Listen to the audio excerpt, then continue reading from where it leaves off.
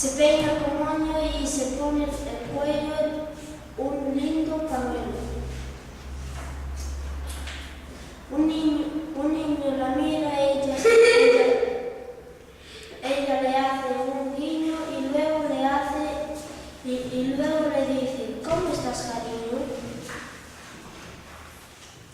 La señora araña no riñe ni pica ni araña, teje todo el año y a nadie hace daño. Y si tiene sueño, la señora araña se duerme abrigada en su tela de araña.